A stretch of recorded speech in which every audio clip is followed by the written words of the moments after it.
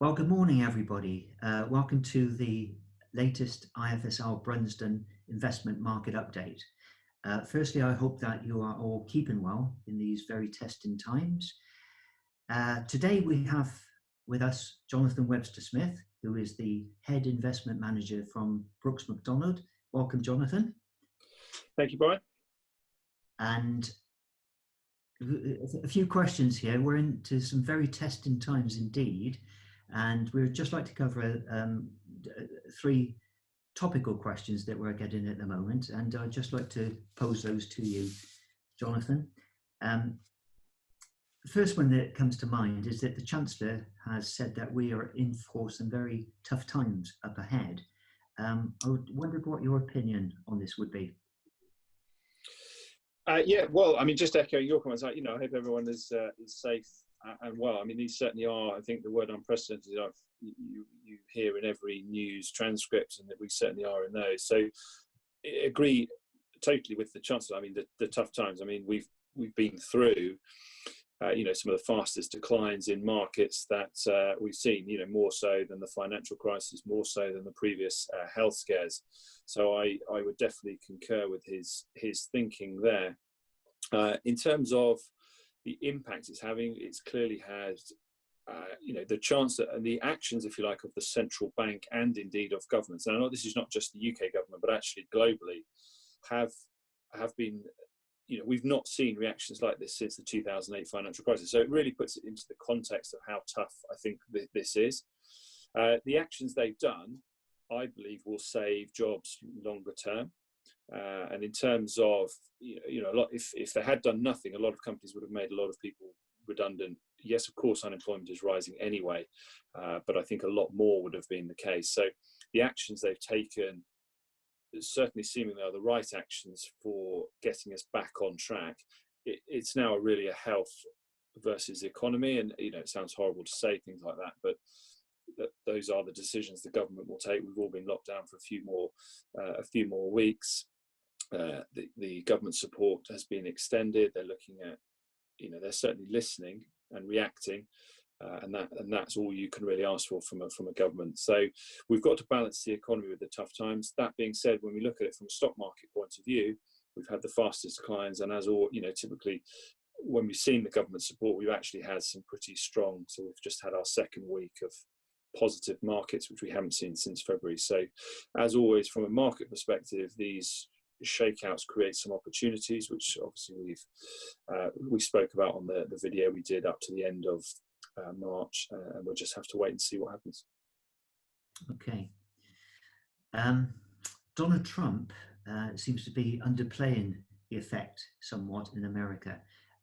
What's your take on this? Well, I mean, Donald Trump has been a colourful kind of, individual.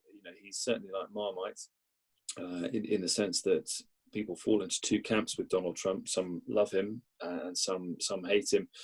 Taking away just looking at the facts, Donald Trump is going for re-election in November. He was very much campaigning around the economy, the wealth to individuals that he's created. I mean, he would tell you personally that he was responsible for the S&P market strength that we're seeing. And indeed, a lot of the actions he did put in place were supportive for markets, and businesses in that sense. So you could say that he did help fuel the boom of the, in some senses, the S&P 500. Is he underplaying? They clearly are. Yes, it would be the answer. He does seem to be underplaying it, and I wonder whether at the back of his mind he has got, if he doesn't get the economy reopened, then clearly it's going to have some effect in terms of his re-election prospects. I guess I would go back to, the deal with China. He said he would never do an interim deal. He did, because he needed to get this trade deal out of the way, because it would have started, it takes a quarter to have an impact. So it would have had a positive impact on the economy for his election campaign. I likewise, I think if the US economy shuts for 6 months, it's going to have a very detrimental impact when it comes around to October, November, which is voting time. So yes, he does seem to be underplaying it. On the other side to that is, of course, it's affecting a few states more than others. and therefore, perhaps there is an argument that some states don't need. That each state needs to perhaps have a slightly more individual approach to it, rather than a sort of an overarching a federal view, which is what he would impose. So, yeah, he's been criticised, and you could certainly sort of understand why. In terms of, it's a federal versus state argument, I think, and we'll have to wait and see. But to me, each state needs to be looked at, because they each have different international exposures, different migration, different exposure rates. So I think it becomes more of a state opinion rather than the federal government. Okay. Last question, really, at this moment in time is: how long do you think this is going to last? Well, I mean, that's the $1 million question. We don't know is the quick answer to that. But what I take confidence from is looking at China. So the epicenter was clearly Wuhan. That was shut for 76 days. They're now reopening. We've seen a few more cases that were generally people repatriating from abroad, they say.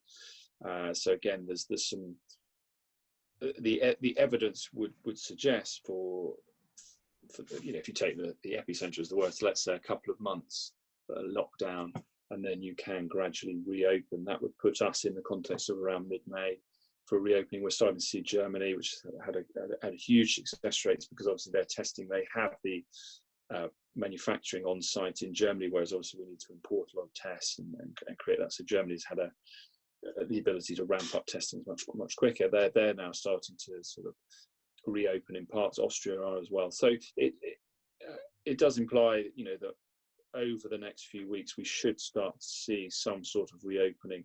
It won't be a full reopening. I think April, you could almost say, is definitely a no-no. But when we start talking about the UK economy, perhaps in May, I was speaking to an economist. I think the market is factoring in three months for every week that this goes on past that we don't get a reopening. The implication they suggested was quite substantial for the economies in the longer term. So the shorter we can keep the lockdown with the actions the government's taken, the faster I think we can get a recovery. Perhaps looking into next year. It is, if the health situation deteriorates, I suspect we're coming to lockdown. That we would then rethink in terms of our positioning from a portfolio point of view. At the moment, given we've seen China reopen certain parts of Europe, we're of the opinion that we will reopen in some way, shape, or form. It won't be a full reopening, and then they'll watch, from a health news point of view. But on a positive, if we start to see the continual decline that we're seeing in, or the falling within the Eurozone and ourselves, we would hope to get some sort of reopening, and then clearly we'll have to reassess. But from a positioning point of view, the government support, if we get the reopening, then hopefully that can feed through quite positively into stock markets. Okay, Jonathan. I think that's fine for this present moment in time, and thank you for that input. So that's it for today. Any questions that you've got, please, as always, be in touch with us. And thank you for watching. Thank you.